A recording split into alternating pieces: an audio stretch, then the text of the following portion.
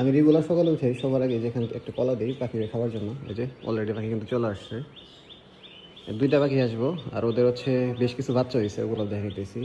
যে এখানে একটা পাকা কলা দেওয়া হয়েছে, রেগুলারই দেওয়া হয় শুধুমাত্র ওদের জন্যই। যে ও এখানে কিছুক্ষণ ঘোরাঘুরি করে যেখানে আসবে কলা খাওয়ার জন্য। এই যে পাখিটা কিন্তু চলে আসছে খাবার খাওয়ার জন্য। ওই যে ও আস্তে আস্তে করে খাবার খাইতেছে, প্লাস হচ্ছে ওর মুখে হচ্ছে খাবার নিয়ে জড়ো করতেছে, কারণ যেহেতু ওর কিছু বাচ্চা আছে ওগুলো দেওয়ার জন্য।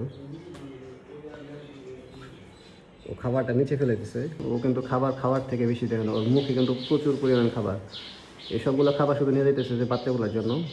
তো একটু দেখে দিচ্ছি বাচ্চাগুলো কই আছে আর কই বাসা করছে ও। তো আমাদের এই যে লিচু গাছটাতে হচ্ছে পাখি বাসা করছে।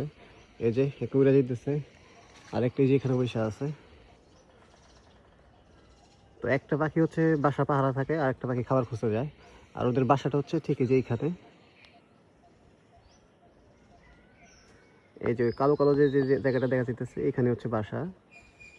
এটাই হচ্ছে মূলত ওদের বাসা। ওরা হচ্ছে করে কি, একটা পাখি এখানে থাকে, এই যে একটা পাখি এখানে বসে আছে। এই যে এই যে ওরা ফার্স্ট আছে এখানে বসে, তারপর এখান থেকে হচ্ছে বাসায় চলে যায়, যেটাতে হচ্ছে বাসা। তো সবসময় হচ্ছে একটা পাখি এখানে পাহাড়ে থাকে, আর একটা পাখি সবসময় খাবার খুঁজতে যায়।